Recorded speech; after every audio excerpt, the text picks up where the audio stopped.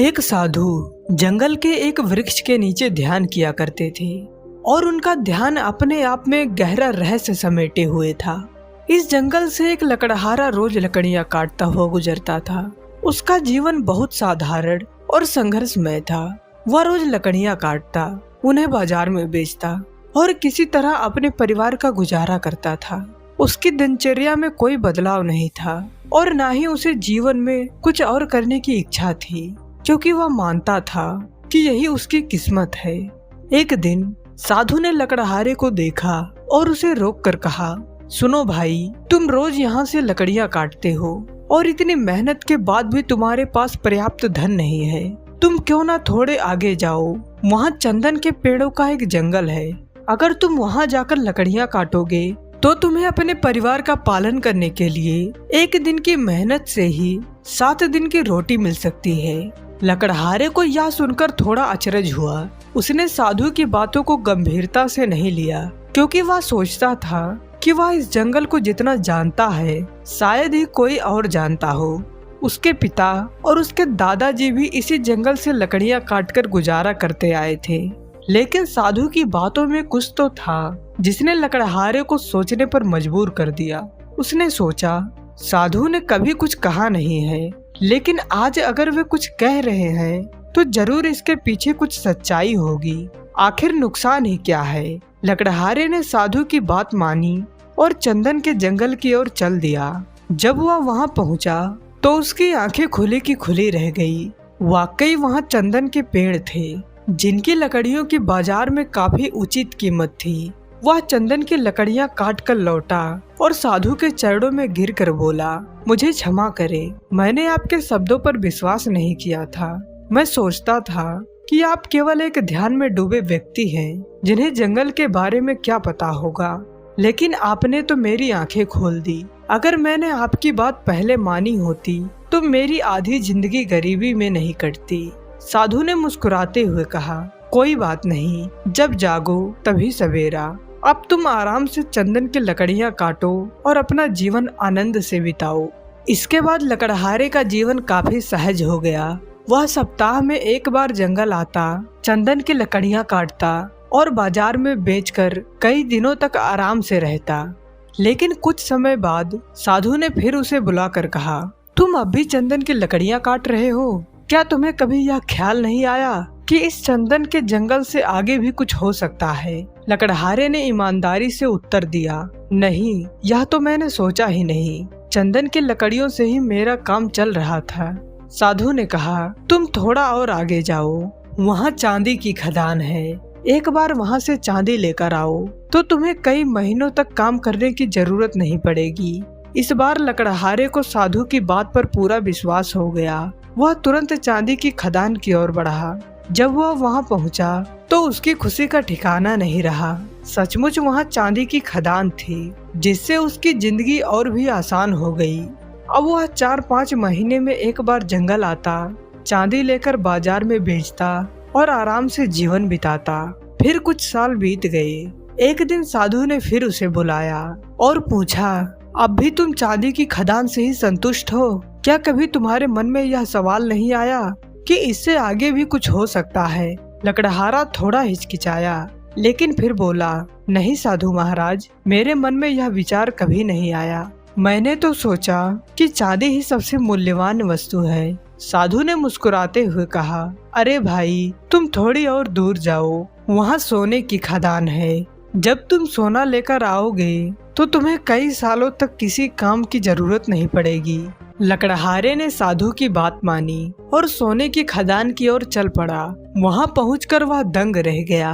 सचमुच वहां सोने की खदान थी, जिसकी चमक उसकी आंखों में बस गई। अब वह कभी कभी जंगल आता, सोना लेकर घर लौटता और बाकी समय आराम से बिताता। फिर कई साल और बीत गए। लकड़हारा अब बूढ़ा हो चुका था, लेकिन उसकी दौलत में कोई कमी नहीं थी।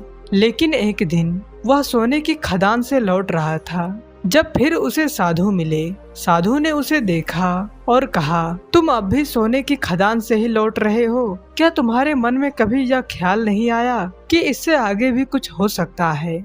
लकड़हारे ने हंसते हुए कहा, अब और क्या हो सकता है? सोना तो सबसे मूल्यवान वस्तु है, इससे ज्यादा और कुछ कैसे हो सकता है। साधु ने कहा, अरे ना समझ, सोने के आगे हीरे की खदान है। लकड़हारे ने हैरानी से कहा, हीरे? क्या सोने से भी ज्यादा कीमती कुछ हो सकता है? साधु की यह बात सुनकर लकड़हारा चौंक गया। वह सोचने लगा, सोने से भी ज्यादा कीमती कुछ और कैसे हो सकता है। लेकिन अब तक उसके जीवन में जितने भी बदलाव आए थे, वह साधु की बातों पर अमल करके ही आए थे। उसने बिना कोई और सवाल किए साधु की बात मान ली और आगे की ओर बढ़ गया। जब लकड़हारा उस दिशा में बढ़ा जहां साधु ने उसे भेजा था, तो वहां उसे सचमुच हीरे की खदान मिली। उसकी आंखों में चमक और चेहरे पर मुस्कान आ गई। उसने जितने भी हीरे देखे, उनका मूल्य उसकी सोच से भी परे था। वह अब हीरो से इतना अमीर हो गया कि वह एक बार में ही कई सालों तक आराम से जी सकता था। उसे अब जीवन में किसी भी प्रकार की कमी का अनुभव नहीं होता था।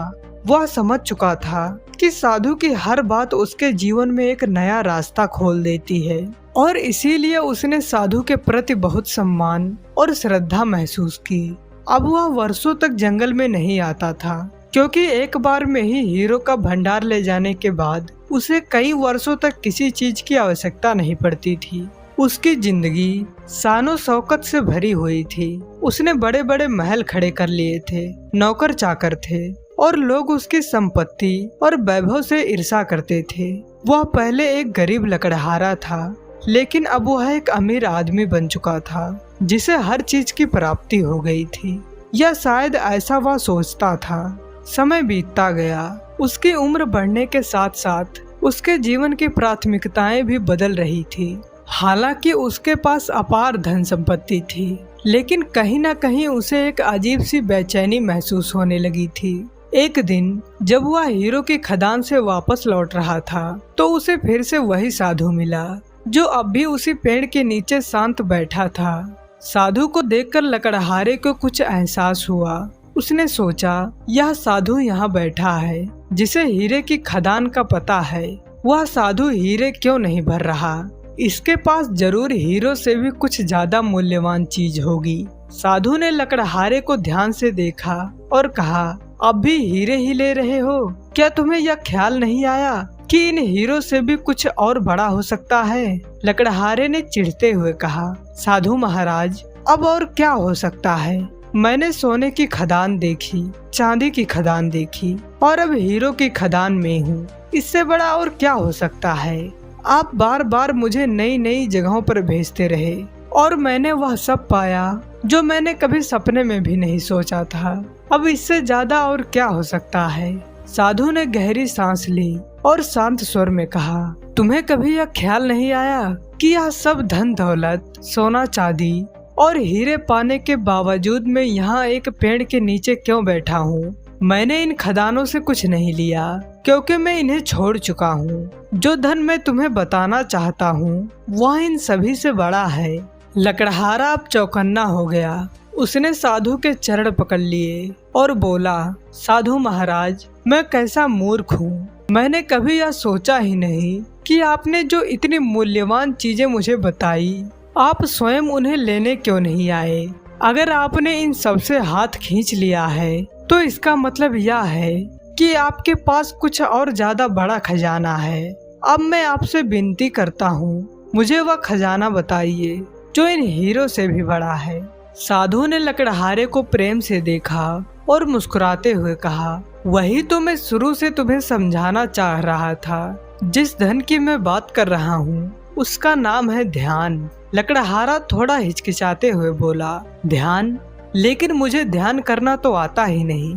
साधु ने उसे समझाते हुए कहा, ध्यान करना बहुत सरल है। जैसे तुमने इन बाहरी खदानों का खजाना खोजा, वैसे ही तुम्हें अपने भीतर की खदान का खजाना खोजना है। बाहर की दौलत बहुत इकट्ठा कर ली, अब जरा भीतर की ओर मुड़ जाओ। ध्यान का मतलब है अपने भीतर का निरीक्षण करना। यहाँ आराम से बैठो, शांति से बैठो और अपने भीतर देखो। तुम्हारे मन में जो भी विचार आए उन्हें जाने दो, लेकिन उन्हें पकड़ने की कोशिश मत करो। जो कुछ भी हो रहा है उसे बस देखो समझो पर उससे चिपको मत। लकड़हारा थोड़े आश्चर्य से बोला, लेकिन मैं भीतर क्या खोजूंगा? साधु ने समझाया, जैसे तुम बाहर सोना, चांदी और हीरे खोजने गए थे, वैसे ही तुम्हारे भीतर आत्मज्ञान का खजाना है। तुम्हारे भीतर जो शांति और आनंद है वही सच्चा धन है। यह धन ऐसा है जिसे कोई चुरा नहीं सकता, इसे कोई खो नहीं सकता और यह कभी समाप्त नहीं होता। साधु की बातें लकड़हारे के मन को गहराई से छू गई।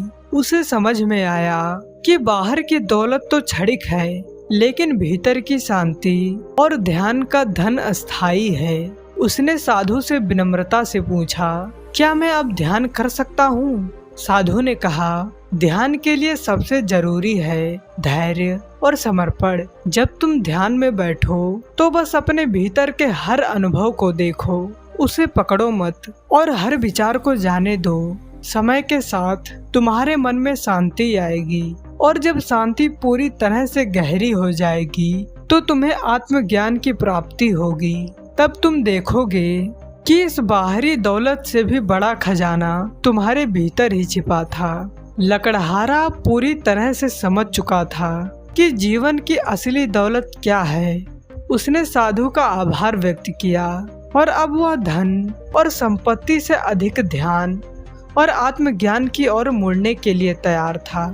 उसकी यात्रा अब बाहरी संपत्ति की नहीं बल्कि आंतरिक संपत्ति की ओर शुरू हो चुकी थी। इस तरह साधु की बातें उसे सिर्फ बाहर की दौलत नहीं बल्कि भीतर की शांति और आनंद की ओर भी ले गई।